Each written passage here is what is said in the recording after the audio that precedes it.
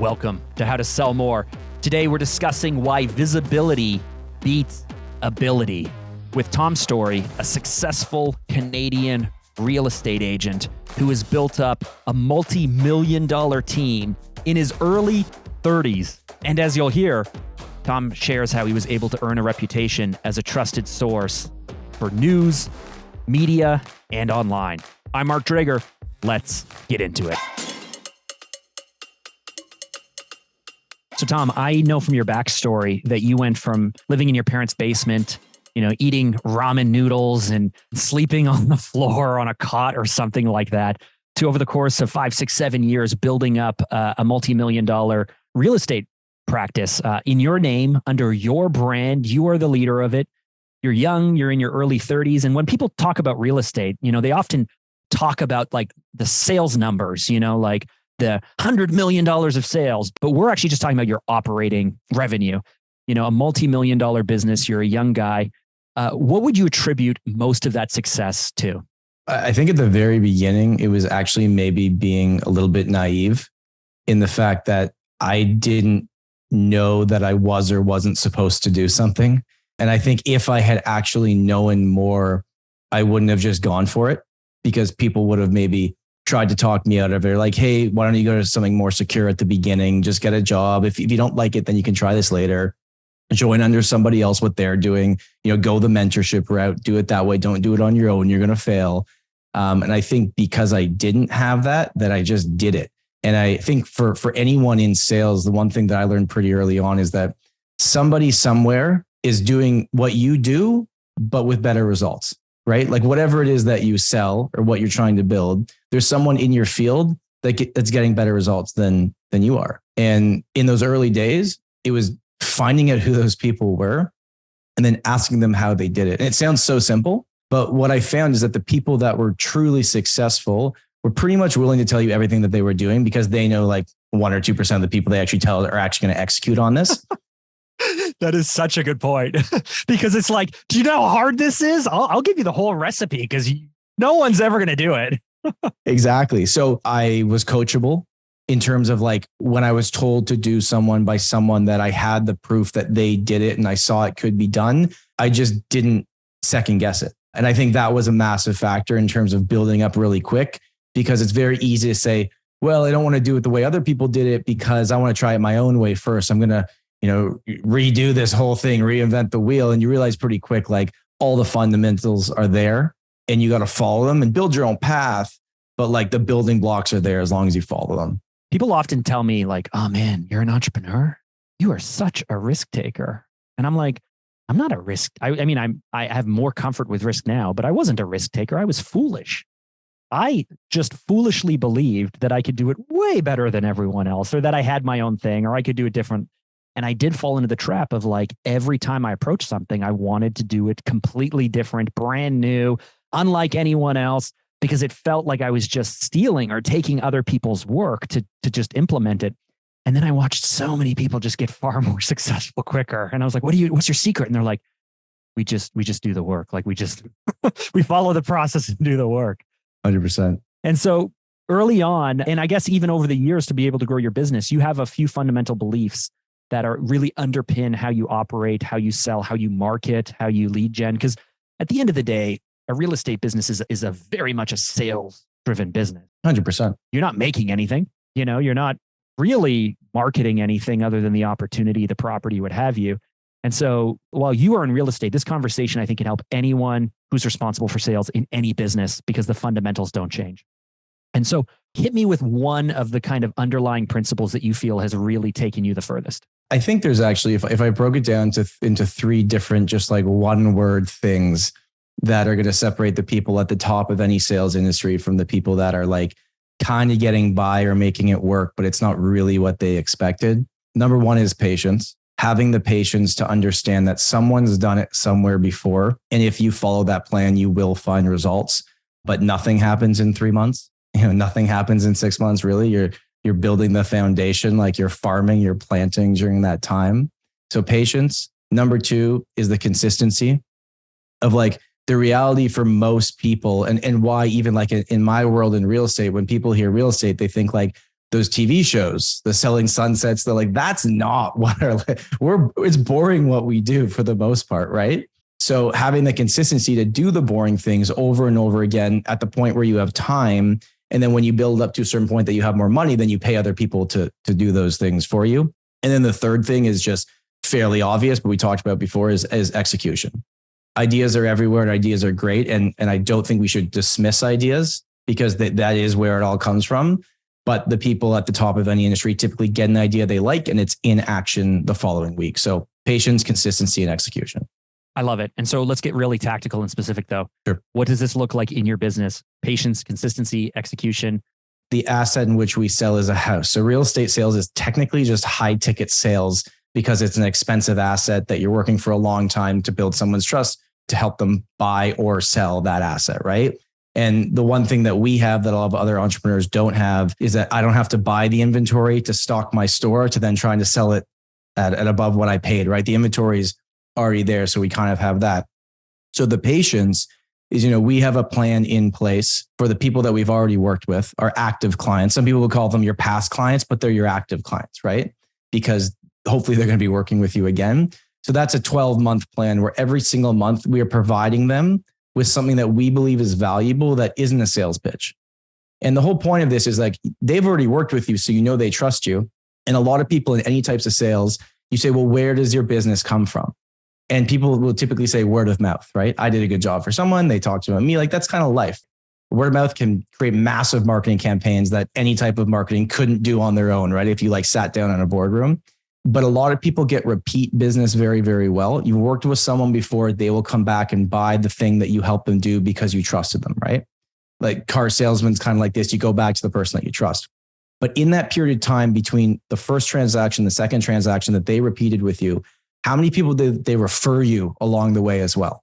Because I find a lot of salespeople are good at getting the repeat business, but they're not great at getting the referral business. I think it's because the messaging is slightly missing the first conversation you have.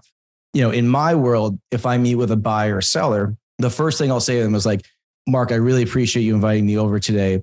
I just want to let you know, I didn't bring any paperwork. I'm not going to ask you to sign anything today. We're just going to go over all the things I would want to know if I was in your position so that you can make an educated decision. So that's what we're going to talk about today. And my only goal here today is to do such a good job for you and your family that at the end of our time working together, you want to talk about me to your friends and family. That's number one. So right away, I've gone in as technically as a real estate agent in North America, we're either called salespeople or brokers. I think you can also be called assholes, can't you? Yes. Yeah. Just ask the public. Go on Reddit or Twitter and you'll get called that as well. 100%. Or douchebags is another one. But at the end of the day, you're someone's advisor. And if you are transactional in your sales, you can maybe have a good year. Congrats. Maybe you have a good 5 years if you're really lucky, but you're not having a good decade. You're not building a career out of this. So I think it's understanding from the very beginning, set up that they understand how your business works. You work on word of mouth so that when you've done a good job for them, they want to talk about you to their friends and family for whatever it is that you sell. In my world, we call this future pacing, like being able to seed or prime the people that you're speaking with or working with to help them have an understanding of what the future will look like. If you choose to move forward with us, we will continue to work with you. Imagine being in your place. Imagine that, the boxes are unpacked. I mean, you may not go this far. I'm a marketer, so I will. The boxes are unpacked and you're finally sitting in your home and you're like, this is our place. And there's this feeling of amazement and you're walking around your community and you're like, we get to live here. All of that future pacing you could use in sales. You can also use to set up that this is just one of many. And here are the other outcomes. Send us your family, send us your friends, And then the other great thing about this is there is a psychological benefit because people want to refer people they work with because people want status of being smart. If you work with someone and they're terrible, you're not going to go out and be like, I picked the worst person ever. Look at me. But when someone knows that you've moved or someone knows you've made a purchase or moved forward with something, there is this confirmation bias you're looking for where you want the people around you to also like the things that you like and work with the people that you chose because it makes you look smarter, right? Everyone loves to say I got a guy or I got a girl for that. It makes you feel good to be like, oh, I got you covered. I got someone. They're awesome. Just call them. They'll take care of you. Right. As someone that sells something, could you just be cold calling all day? You could be, And that's obviously a way to get business. That's very clear, but it just takes more of your time. Or you get inbound opportunities, referrals from someone you already trust. It's already built. It's not trying to tell them why they should work with you. It's just like, all right, how do we start the process? It's a better way of doing business. So you almost touched on the patience, consistency, and execution right there by saying, okay, every month we're going to make sure that our current clients, and some people call them past clients, but we're going to make sure our current clients have a touch point from us that is high value to them that we are not selling. And I know because we've spent a little time looking into your business behind the scenes, just how much work went into building up the database and the administrative help and just how seriously you take this. I know you've invested, I'd say years in building up the systems, the processes, the tools to do this. But in your opinion, worth the investment? The best thing I ever did. Having a system in place to stay in touch with the people you've already worked with is the best return on any time or money in my business. And it's not even close. For those listening, Tom's smiling right now, almost like sheepishly, like uncomfortably, like, Mark, I wish I could tell you, this has driven millions of dollars for me. And that's the thing, Mark, it's so, if you really break it down, it is simple. Do what you say you're going to do. Stay in touch with people and provide value. Don't be a slimy salesperson, right? Like it really is simple. Build trust with people. And the biggest thing at the end of this is you better know what you're talking about with the product or service that you're trying to sell. And if someone's already sold, you don't have to keep trying to sell them. If I walk in and someone's with a seller, say like, okay, are you ready to get going? You want to just sign and get this on the market? If they say yes, I could spend another hour trying to prove to them why I'm the right choice, but why are you trying to sell someone that's been sold? Your active clients or past clients, whatever you want to call it, they're already sold on you. They've worked with you before. It's just the best way to do business. And the formula for me is every 100 people in my CRM, in my database that I've worked with previously, if you follow a system which every month you provide value to them, and we can give examples of this if you want, we're getting a minimum 15% return. So 15 of those 100 people in my world are buying or selling, but it doesn't mean that 15 of them are doing it, but 15 of them have either referred me a friend or they're doing it again. And that's a way to build a business that's sustainable over, a decade. That's huge though, because if you consider that the cost of acquiring a client is highest when they're new, it takes the most money to get in front of them. It's the most competitive, takes the most time, hand holding and what have you to be able to deliver for them.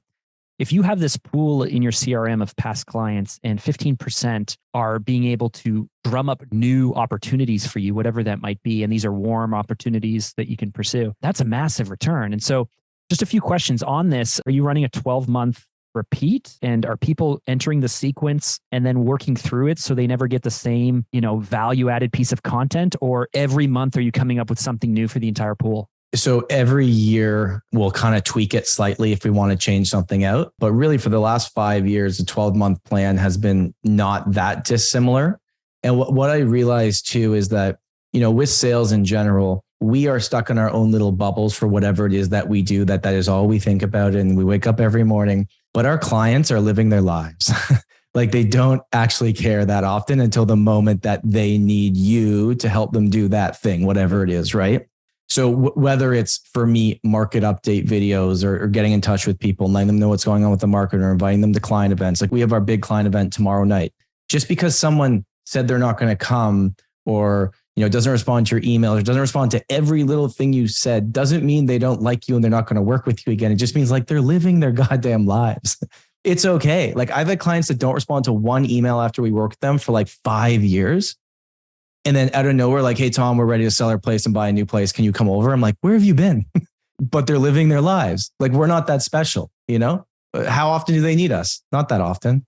And so that's one side of your business. Now, I do quickly, with the time we have left, I want to talk about the whole other lead generation side of your business, which is you've gone all in on yourself on building, I don't want to say a persona, but you've kind of become an expert. What have you built and how has it helped your business? Yeah. So early on, and I think a lot of salespeople have had this kind of internal thought process where they're like, I'm good at what I do. I understand what I'm talking about. The clients that I work with had a good experience. Why am I not doing more of it? It's so frustrating. Like, why can't I get more opportunity? And we've talked about this a lot, right? Like, I love it. Like visibility beats ability is my favorite saying. And it doesn't mean that ability is not important. All I'm saying is that the visibility aspect comes first. So, the simplest way of putting this is it doesn't matter how good you are at what you do if nobody knows. It's really that straightforward. So, when I started off my career, I didn't have money to spend on trying to generate opportunity through the traditional marketing types. But what I did is I had time. I'm a millennial. I could talk to a camera and I knew what I was talking about. At least I thought I knew what I was talking about, right? So the persona that was built is become the guy online. And I built a YouTube channel focused on real estate in my market. And, last year, I think we did 700,000 views. It's just past 10,000 subscribers. And every single day, I had a call just before this. People are watching me there and then booking an appointment with me and asking to use my services to help them buy or sell real estate. But it doesn't matter what I'm selling. And I think that the difference is, and why it's working so well and why I've chosen that platform is because, it's very easy to go to TikTok or Instagram and feed your ego with the likes that it gets because there's just more people there. The algorithms have like a beautiful thing there, but I think it's feeding your ego, not your business. And those platforms as a consumer are wonderful. It feeds you what you want, but I think they go there to be entertained and they go to YouTube to learn. If I can give one piece of advice for someone that is selling anything, like my best video I put out this year is a 45-minute video on everything you need to know to buy a condo in Toronto. It is so boring unless you happen to be someone who's looking to buy a condo and you're like, oh, I'm going to drop $2 million. I better do my research. And guess what? They watch 45 minutes of me teaching them. And then at the end, there's call to actions in the video. They book a call with me and they're like, we watched your video. We were thinking of working with someone else, but we didn't even know half the things you taught us. And it's funny because a lot of these people are like, are you taking on new clients? Are you willing to work with us? Where it's like, yeah, I think we can. Oh, there's this perceived like you might be too busy for us even. That's interesting. You should make sure in every video you say, if you want to connect with me, we do have some openings for new clients. Like let them know. 100%. And they're excited to talk to you and they want to work with you and they're not interviewing a bunch of other people. They've almost already done their research for 3 to 6 months watching my videos. And again, this doesn't have to be real estate. It can be anything, whatever you're talking about. And then when they reach out to you, they've made up their mind and they just want to do the thing. And then you help them do the thing because you've already spent all that time nurturing them without actually knowing they existed, which is kind of cool. I was hanging out with you last year and we were working on a project together and it was like 3 PM and you turned to me and you showed me your phone and you were like, hey, see, I just got another lead from YouTube. Yeah. And it was just like, oh, okay. Like, I'm not going to say this happens every day, but how many years into your YouTube channel are you now? 2 years into it with an actual plan. About 4 years before that, throwing videos into the abyss with no execution behind it, just whipping them out there. So you produce these YouTube videos, but this has not only led to more leads, but you also get more press from it, right? Yeah, I mean, like it certainly it all stemmed from there, and then now I do a lot of media here in Canada. So whether it's CTV, CP24, Global, CBC, I've done all of it, and it started because I had an opinion about something that was based on what's actually like I wasn't like going out there and just saying things. It was based on the stats. It was based on what was actually happening, and it's cool because now in a world that most of the information is out there. So salespeople used to be like the gate. The knowledge keeper. Yeah. Yeah. Now, whatever it is you're selling, someone can go do their research, really dig into it before the opportunity they even get to you. And at that point that they get to you, they might think they know more about it than you do anyways. Right. And that's okay. But you might as well be the one teaching them all those things online. So that they just reach back out to you anyways. It's like, thank you for teaching me all these things. Let's get going here. Whatever the thing is. Like at that point, it's not a sales call. It's just like, I'm going to help you do the thing. I love this line, visibility beats ability. I used to tell clients too, like, okay, when we're working on a creative or a brand strategy, when we're helping them position stuff, like, let's get the professionalism out of the way. That's like, you have to be professional. You have to be good. You have to be better than your competition. So that's not enough. Let's just get that out of the way. But the gap between feeling like I'm capable, this almost imposter syndrome, feeling I'm capable, and then putting yourself out there, most people won't cross that. Most people, I don't think, will take the risk. And does this just come back to why you were young and hungry or a millennial or comfortable? Or, I mean, you've done it. I'm worried that anyone listening to this might be like, oh, I've heard this advice before. And yet most people listening probably won't even act on it. Yeah, maybe they've heard it before, but there's lots of things we've heard before. There's not really any new information out there. It's like Are you actually doing the things that you know you need to do? And truthfully, it doesn't matter because the first 5, 10, 15 videos you put out anyways, no one's watching.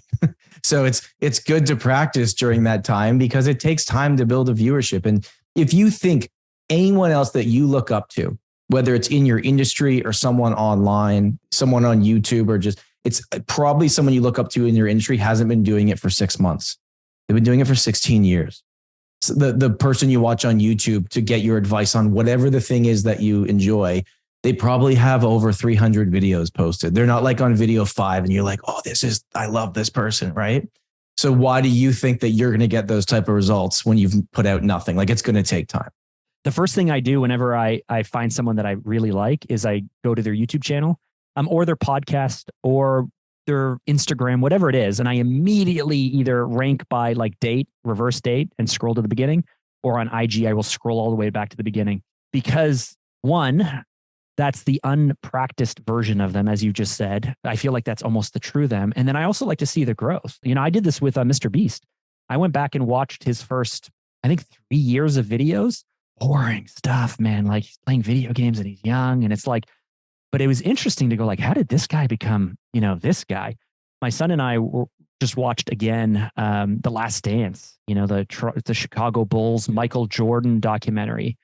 And I was struck with, at the end, they show like Jordan year 1 and then Jordan afterwards and just the physical change, as a man got older and more physical and a winner. And so, yeah, I mean, the piece of advice I would give is just like, hey, let's not think that we can't do it because what we're seeing is so good. Let's go back and see where people started and go, can I at least try what they did when they started and at least be maybe as good as them? And then I think recognizing that keeping momentum once it's already built is a lot easier than building it up from scratch, right? So that's why like a lot of successful people, and there's always been that argument that if you took all the money away from everybody in the world, redistributed it, it wouldn't take that long to kind of get back to where it was previously, right? Because they have knowledge and they have the understanding of how to get it back, right? If you have that momentum, don't let it stop. But if you're just starting, you're in that building phase and it's going to take some time and it's going to be tough. But then at one point, something happens. Like, 6 months into me making these educational videos, no one was really watching or reaching out. And then one of them took off and then the next one took off. And then I can't tell you what changed other than the fact that I kept doing it and then it clicked.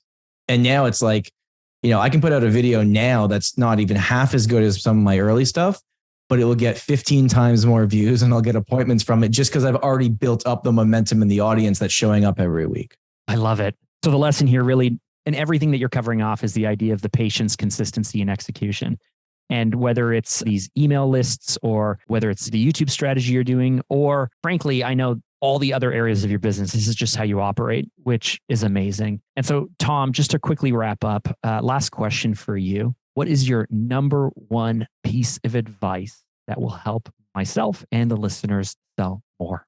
Honestly, be easy to work with.